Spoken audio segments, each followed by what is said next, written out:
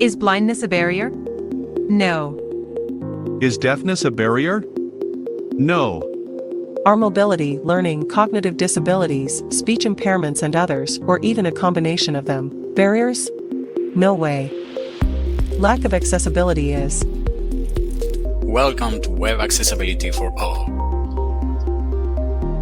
Follow the blind. This journey starts now.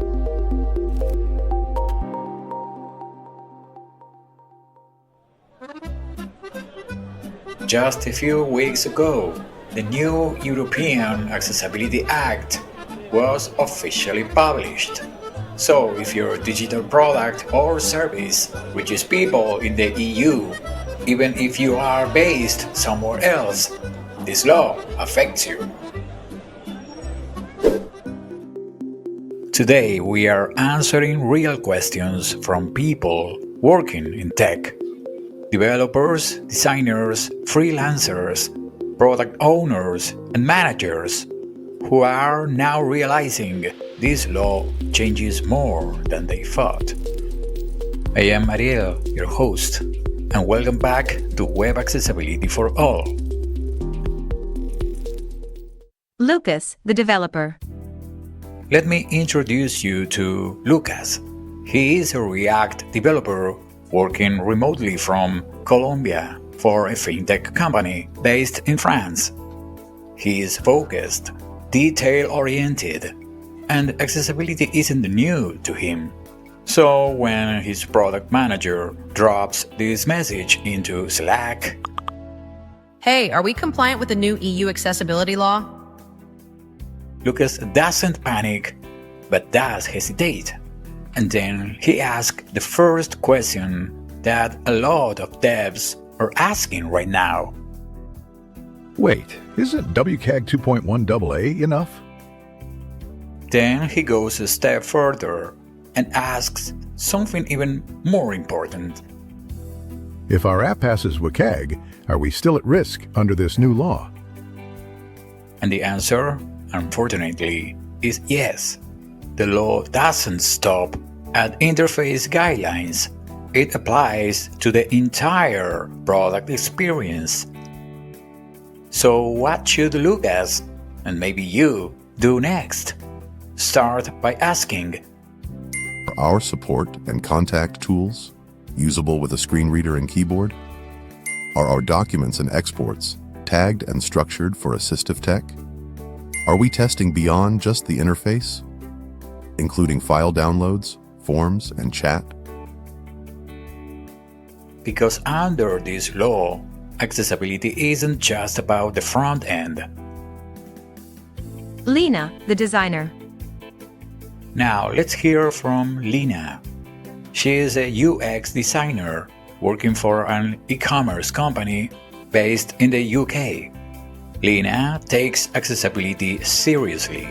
She built component libraries that follow WCAG guidelines, and she works closely with devs to keep things keyboard-friendly. So when the company's legal team sent out a memo about the new European Accessibility Act, she was caught off guard. Are our user flows compliant with EN 301549? She messaged a friend later that day and asked, "What even is EN 301549? Isn't that just WCAG in disguise?" Good question. EN 301549 does include WCAG 2.1 AA. That's true, but it also goes further. It covers documents, support channels, software interfaces, and assistive technologies that the WCAG doesn't always touch. So Leena went back and started asking a second, much tougher question. I've designed everything around accessibility best practices, but what if our PDF invoices, our chat window, or our onboarding screens fail users once they leave my flow?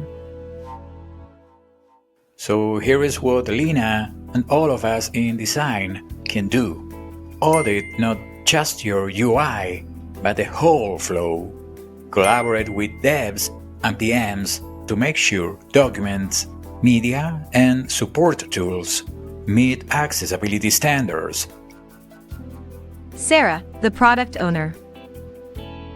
Sara is a product owner at a startup getting ready to launch in Spain. She's been managing the usual chaos of product delivery. Then legal steps in and says, Before launch, we need to review compliance with the European Accessibility Act. Sara scrolls through the policy doc and feels a little overwhelmed. Wait, this law applies to us? I thought it was just for government sites and big enterprise platforms. Nope.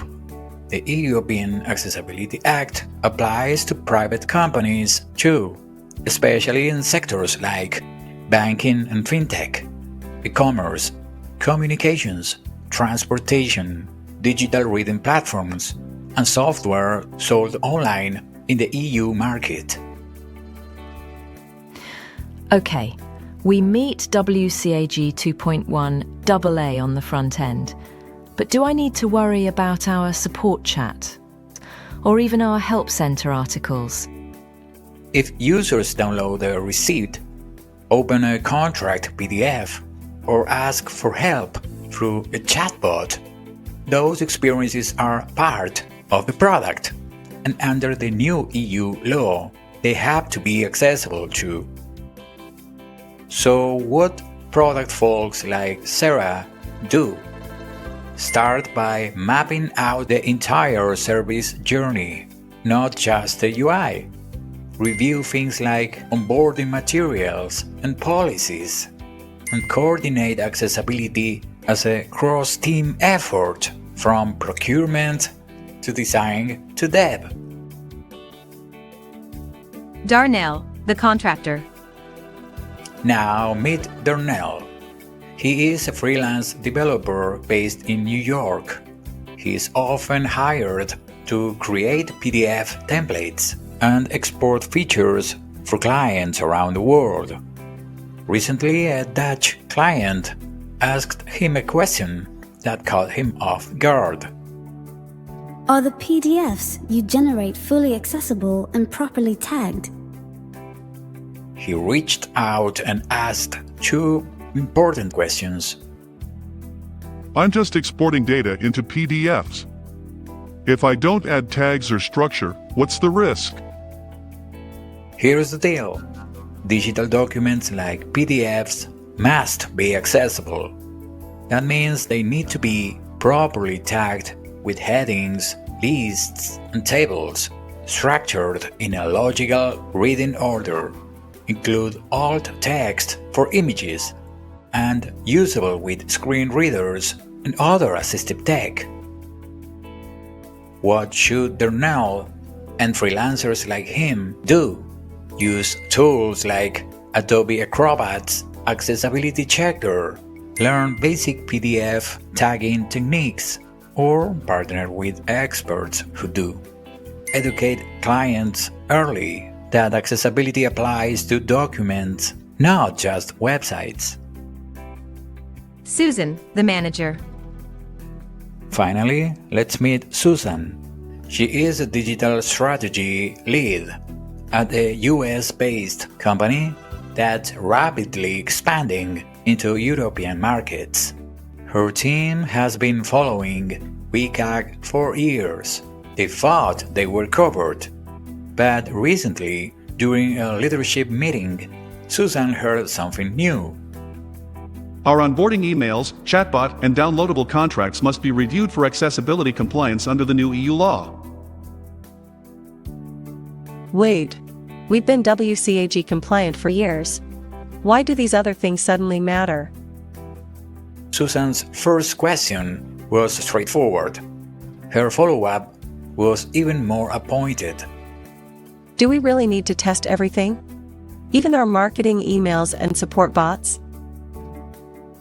The European Accessibility Act includes all digital products and services sold and offered in the EU. That means onboarding emails, chatbots and live support tools, downloadable contracts and documentation, even your mobile apps and desktop software. If these aren't accessible, the company isn't compliant. So, for managers like Susan, this means testing and compliance need to cover all digital touchpoints. Vendor contracts and procurement processes must include accessibility requirements. It's a big shift, but it's a new reality, especially if you want to keep selling in the EU. Final roundtable. I always thought accessibility was about websites. The law's not just about the pixels on the screen. It's the whole journey, including support tools and documents. So, if I've got the UI covered with WCAG, but the PDFs or chat aren't accessible, am I really compliant? That's what caught me off guard. Now I realize if my PDFs aren't tagged, that could break the whole chain for my client. And it's not just public sector stuff anymore. It applies to private companies like ours, especially when we sell in Europe. We can't ignore onboarding flows, emails, or contracts anymore. Accessibility isn't a checkbox for developers. It has to be baked into product strategy, support, procurement, and marketing. So here's Lucas, Leena, Sara, Darnell, and Susan all in the same room, hashing out what this new EU law means for their work today.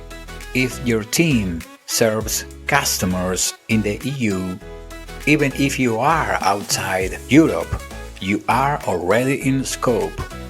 Compliance isn't optional anymore. It's mandatory. That means your products, your services, your support channels, and your documents all need to be accessible by now. Accessibility isn't just a feature. It's the foundation of an inclusive product, and it's the law.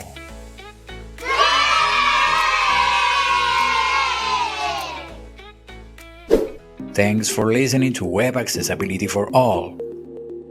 Until next one, keep on working for a truly inclusive experience for everyone, everywhere. Goodbye. Thanks for joining us today. Subscribe for a new challenge next week. And don't be shy. Leave us a review or ask your accessibility questions online. See you next week for another episode of Web Accessibility for All.